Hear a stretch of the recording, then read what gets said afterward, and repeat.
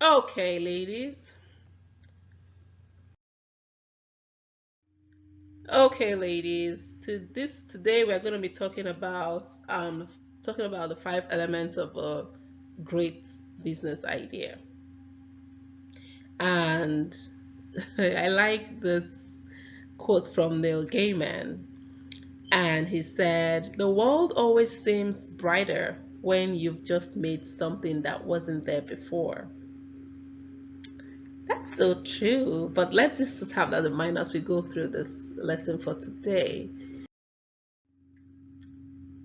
As I have previously mentioned, it's not helpful or accurate to suggest that ideas don't matter.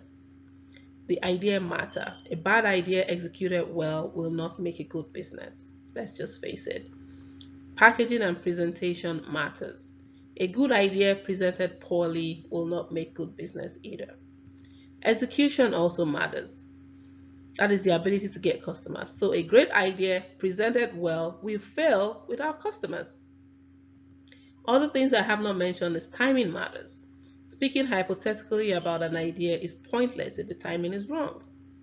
And then one other thing that matters very importantly than every other thing we just talked about, grace. In fact, grace matters more than every other thing we talked about. If you and it matters more than most entrepreneurs will care to admit. The world calls it luck, but we call it grace. That's not to say luck and grace is the same thing. They're not. They think it's luck, but I don't care about what they think. I like what I know is that grace matters, and you need to tap into that. You know. Anyways, let's go on. But for this lesson, let's take a moment to discuss your idea and get you settled on one idea you would launch within the next, 13, 14 days.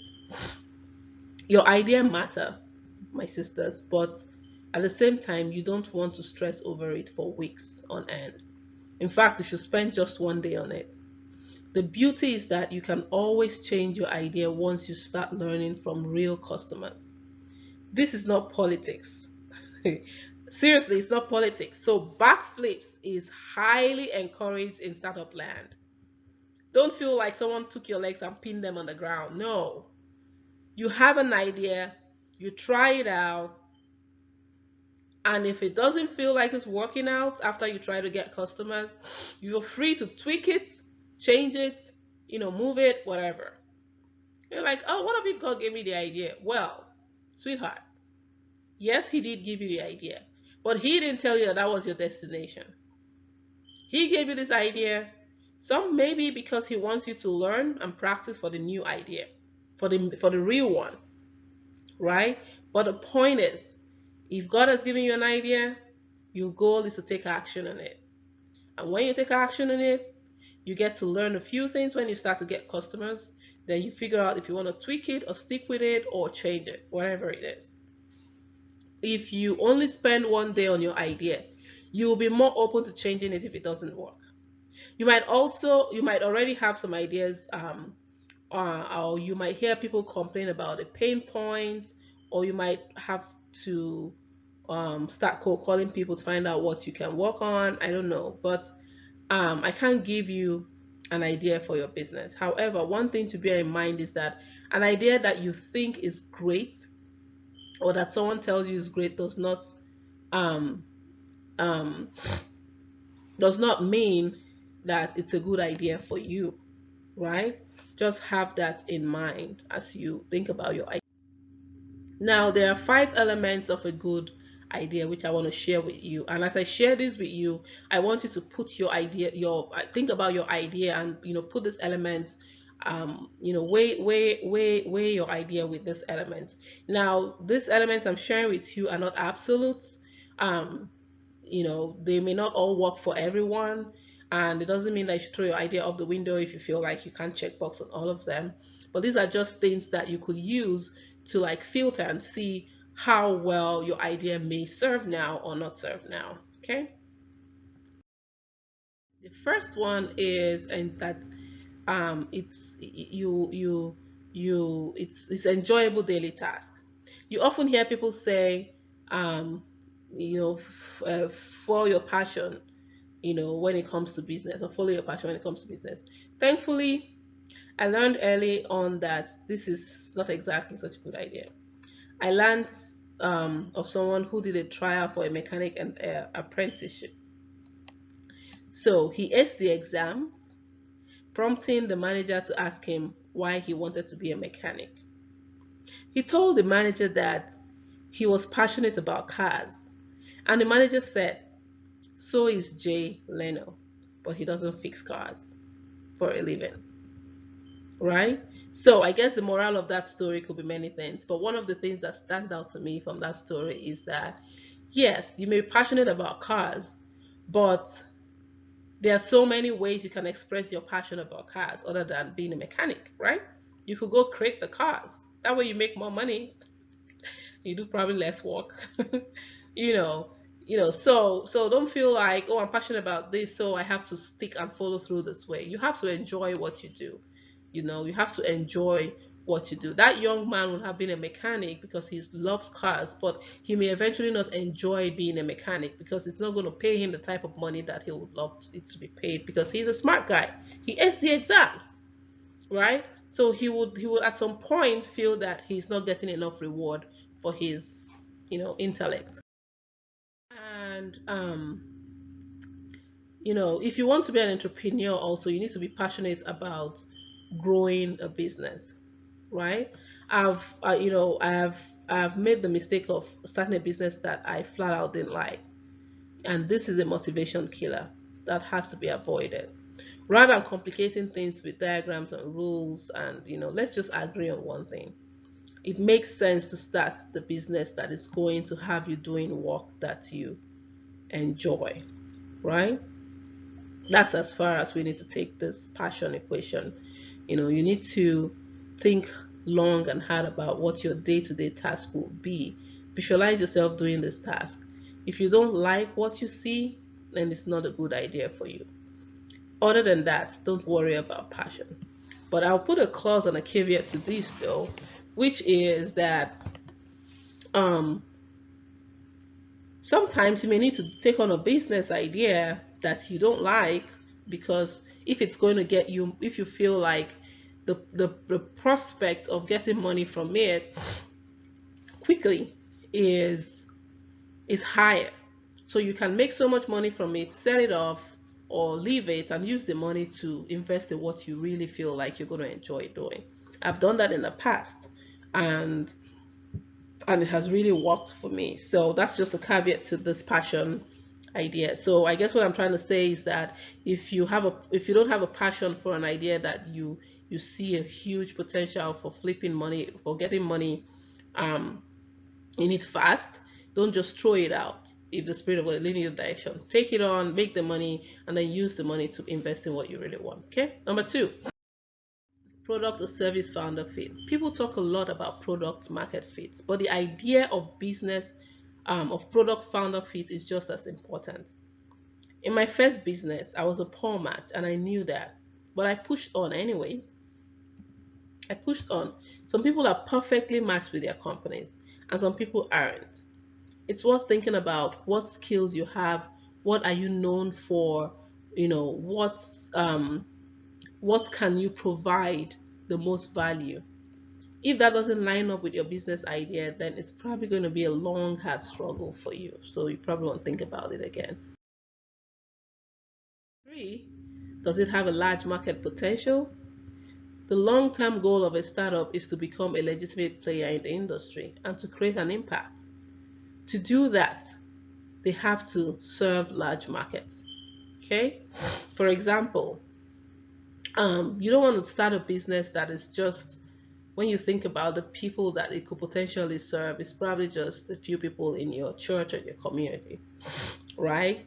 Or in your school. I mean, you need to be thinking about, how can I scale this business? I mean, when I choose to scale this business, I mean, are there, who are my, how much of my market is out there, right? Because to maintain a consistently growing profits, and profits and impact are kind of synonymous. you cannot be restricted by the pool that are swimming in, right?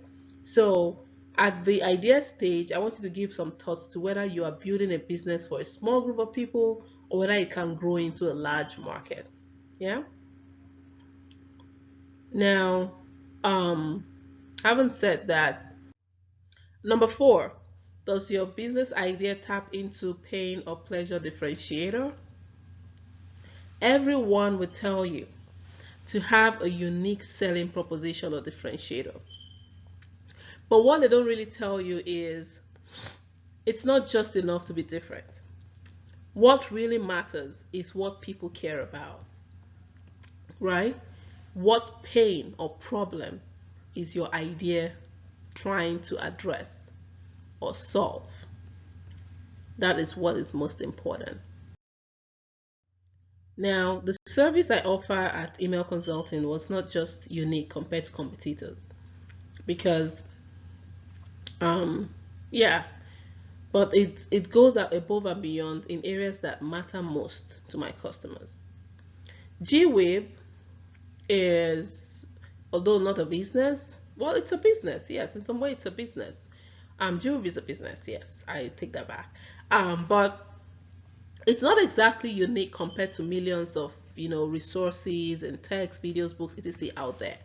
What I'm sharing with you is not it's something you can probably find on the web and all, but it goes beyond, above and beyond, and I'll tell you how GWave is different because it goes above and beyond to meet God's ladies where they are, right? It goes to meet you all where you are. It uses time tested principles from God's word to tap into grace. And also, it offers convenience, right? It's serving the unique needs of women as moms, sisters, ministers who could use some additional help to stay accountable, right? So these are some of the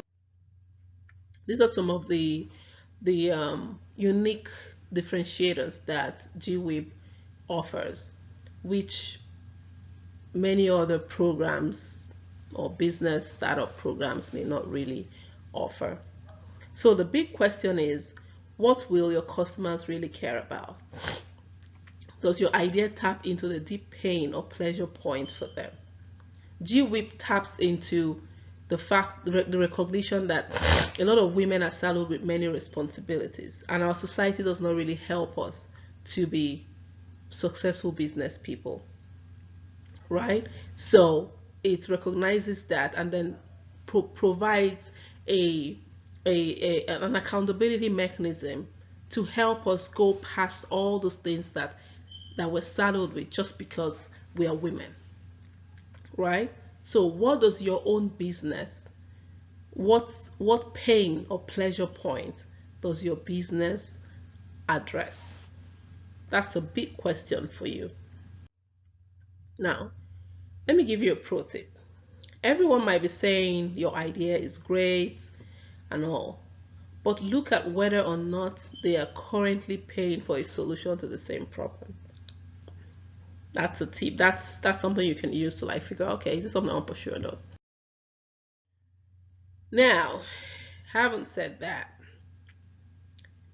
number five, how simple is your business and how simple is your business idea, and can it launch quickly? Can you launch it quickly, or do you need um, several millions of dollars in loan to launch it? If that's what it is, then you want to like put it in a, you know, in the parking lot until you get that money. Unfortunately, innovations like iPhones don't get built by the first time entrepreneur or self funded companies. For a business idea to be a good idea for a bootstrapper, which is a new startup, it needs to be something you can launch quickly. Also, complex software products, physical products, or local physical business can be difficult. If it's going to take you a year to launch, you probably won't get a chance to learn from real customers. And to choose an idea that you can launch and modify quickly, um, you have to launch something that would help you to start interacting with real customers so you can get data from them. Then you can revise and also get some money that will help you to launch the bigger idea. Let me give you an example. Assuming you want to start up a restaurant, a physical restaurant, for example, it takes a lot of money to get the loan, the prop, get a property, rent a property, set it up, and all that stuff. Because you're so passionate about cooking and serving people, why don't you start off with home deliveries in your neighborhood? Why don't you print a flyer and say, hey, I will make you home prepared meals and I will, deliver it to your home. And you go about that's launch that's a launch quick idea. You're passionate about cooking, but you don't have to wait till you get the money to rent a building or buy a building and then spend all that money to set it up.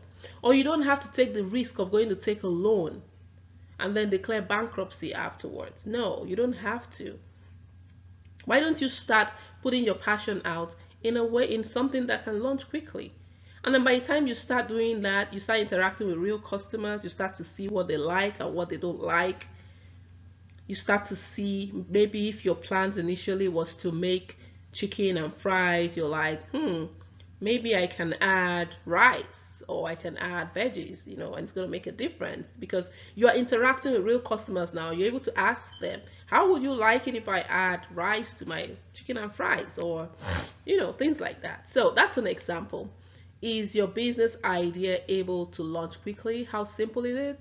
That's an important checklist. So those are the 5 elements that you want to consider and putting your business forward. Solve problems that people are already paying for solutions for. That's another pro tip I want to share with you. So people pay for restaurants, people pay to eat, for people to make food for them. So if you decide that, oh, I have a business idea and I want to start cooking, that's a problem that people are already paying for. There are chances that you will find people who would buy your service or your product, right?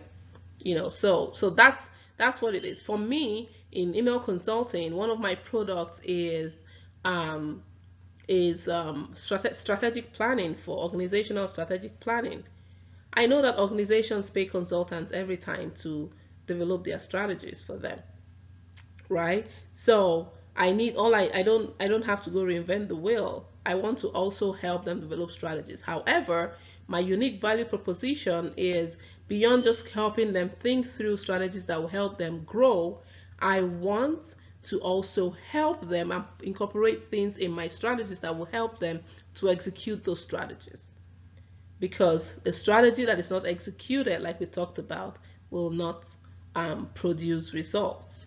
So I know people are already buying consulting services for strategy development.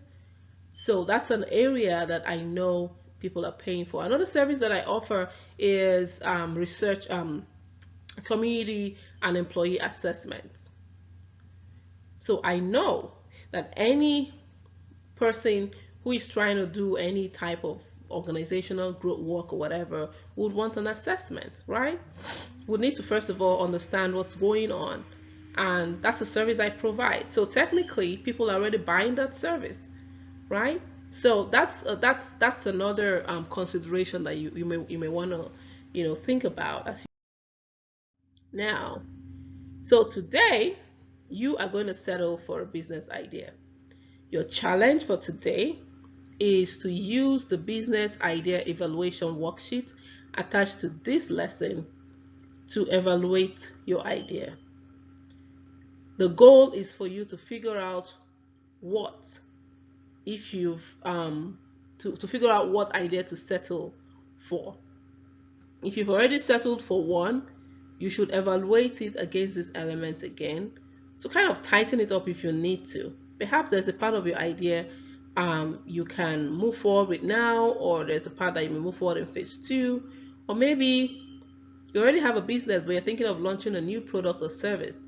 This worksheet will help you to, evaluate that product or service and see how you can, if you need to go forward with it as you were thinking, or tweak it a little bit. So those are your um, challenge for today, which is day one. And then your second challenge is you would articulate the pain or pleasure differentiator of your idea. What pain is your idea going to solve? What pleasure is your idea going to bring to your customers? Articulate those. And when you're done,